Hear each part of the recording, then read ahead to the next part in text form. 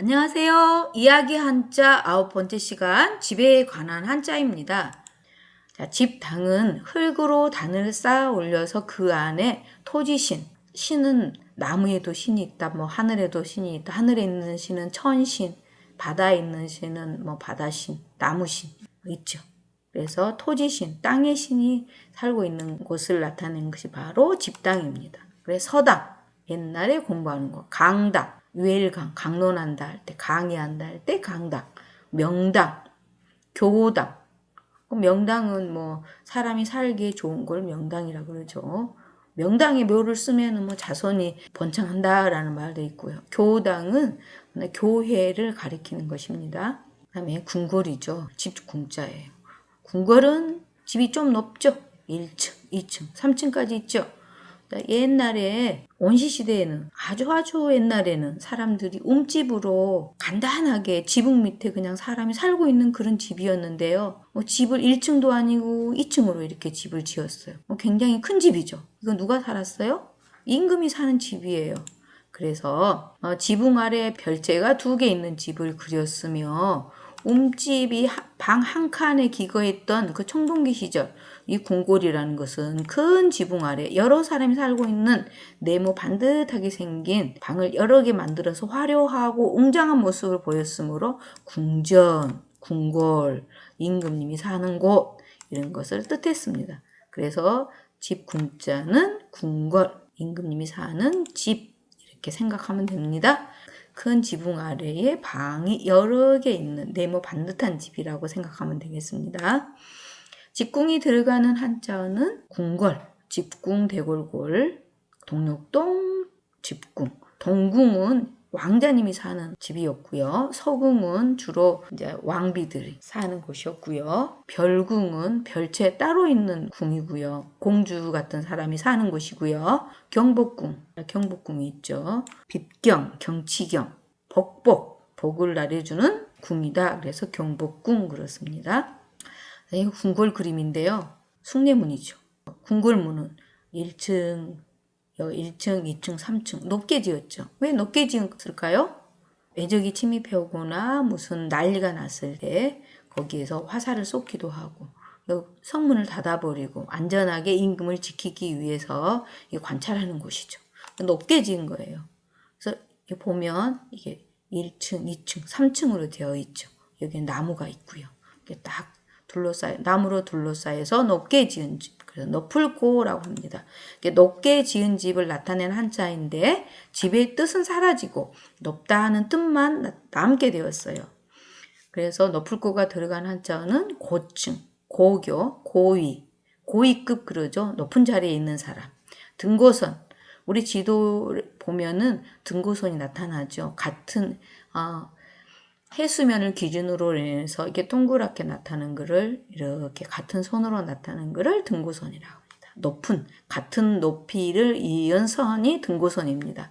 고가 높은 가격이죠. 높을 고 낮을 저 두 개 반대자를 나타내고 있습니다. 여기 보면은 서울 지도예요. 옛날에 우리 한양 도읍이었죠. 이게 서울경 그랬습니다. 이게 서울은 집이 높죠. 임금이 사는 건 높아요. 그래서 이게 높게 지은 집이 있는 곳 서울경 그랬습니다. 3개의 나무 기둥 위에 비스듬한 지붕을 한 건축물의 모양으로 나무 밑동을 기둥 삼아 2층 집처럼 높게 지은 집을 그려놓은 곳차인데 높은 집은 대개 지도자들이 사는 집이라서 서울의 뜻을 갖게 됐어요. 서울 궁궐 말고도 관리들이 사는 집은 좀 귀하 집으로 지어서 반듯하게 좀 높게 지었겠죠. 그래서 서울경이라고 했습니다. 경기도 할 때 경기는요. 임금이 사는 궁궐로부터 사방 500리 안에 있는 지역을 말합니다. 우리나라 서울을 보면은요. 서울이 이렇게 있다면은 삥 둘러서 경기도예요. 그렇죠. 여기서 경기 남부, 경기도 북부 이렇게. 여기는 남양주, 여기는 의정부, 여기는 수원 이런 식으로. 서울을 경계로 해서 사방 500리를 있는 지역을 경기라고 했습니다. 그래서 서울경이 들어가는 한자어는 경기도, 경성, 동경, 서경 그렇습니다. 동경은 일본의 수도를 말하죠. 서울경 반대자는 시골향, 마을향자예요. 서울은 도읍이고요. 시골은 멀리 떨어져 있는 곳이죠. 그래서 반대자가 되는 것입니다. 그 다음 주인주자인데요. 주인주가 왜 집하고 관계 있지? 이런 생각이 들죠. 원래 주인주는요, 이 위에 심지 모양만 따서 주인주라고 했어요. 근데 나중에 여기는 기둥까지 해서 주인주라고 했는데요. 등불을 켜는 사람은 누구예요? 주인이죠. 그래서 불이 타오르는 등잣불에 심지를 그렸으나 소전처에 들면서 아랫부분에 등잔대가 더해져서 지금처럼 변했어요. 심지가 원래 주인주의 원래 뜻이며요. 심지는 등잔불을 구성하는 가장 중요한 부분이기에 중심이라는 뜻이 나오고요. 등불을 켜는 사람은 누구예요? 주인이죠. 그래서 아마 주인이 등불을 켠다. 가장 중요한 부분이 그 심지다. 촛불의 심지다. 중심이다. 라는 뜻이 나왔습니다. 그래서 주인주가 들어간 한자어는 주류, 중심이 되는 것이죠. 주인, 주객, 주인과 손님 반대죠. 주체, 어디가 주체이냐? 어디가 주인 노릇을 하는 거냐? 주제, 글짓기 할 때 그 주제, 어떤 주제로 글짓기를 합니까? 라죠. 그 주가 되는 이야기를 주제라고 합니다.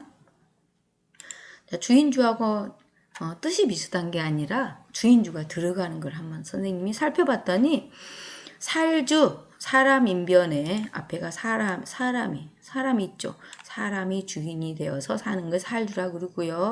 물을 부으면 부을주, 물댈주 그럽니다. 살주가 들어간 한자어는 주민, 그렇죠. 주소, 주민등록. 부을주가 들어가는 것은 주유소, 주의해 주세요 할 때, 그럴 때 부을주, 물댈주 그렇습니다. 그 다음 오늘 집에 대한 한자는요. 자, 집과 편안한 정할정, 방실, 지복, 집당, 뜰정, 조종정, 집궁, 너풀고, 서울경, 주인주. 그리고 마지막으로 하나 더 추가해서 살주하고 부을주도 더 추가 설명했습니다. 그러면 집면이 들어가면 다 집에 대한 거라 그랬죠. 하늘 전 땅지 거무려 누를항 지부 집주 할 때 지부하고 집주가 나오죠. 그럴 때 이게 집면이에요. 하늘도 지붕이 있다 생각했나 봐요. 지부, 하늘 아래에 집을 짓고 사는 거, 집주. 지킬수, 벼슬관, 글자자, 완전할 완, 마루종. 이 마루종은 가장 높다 라는 뜻입니다. 다 집면이 들어가죠. 집면 다 집에 대한 것이고요. 손님객, 집에 들어오는 손님, 얼굴력, 잘숙, 숙박시설 할 때도 집이죠. 부잣집, 찰한. 이 찰한자는요, 나중에 설명을 할 텐데, 동굴 같은 데서 추운데, 겨울에 춥잖아요. 이 동굴 같은 데서 지푸라기 같은 것을 많이 이렇게 깔고 추위를 견딘다 해서 나온 것이 바로 이 찰 한자예요. 밑에 얼음 빙자가 있죠. 너무 추워서. 잘침에 보면 이게 앞에가 이게 침상을 나타내요. 침대를 나타내고요. 그 다음 열매실, 보배보도 나중에 설명을 해주겠습니다. 보배보도 보배를 집에 보관했다는 뜻이에요. 집면. 집에다가 구슬, 그릇, 돈을 보관해 놓는 거. 보배처럼 여기고 잘 보관하는 것이 바로 보배보입니다. 이 시간에는 집에 대한 한자를 공부했습니다. 다음 시간에는 이야기 한자 10강 물과 관련된 한자를 공부하겠습니다.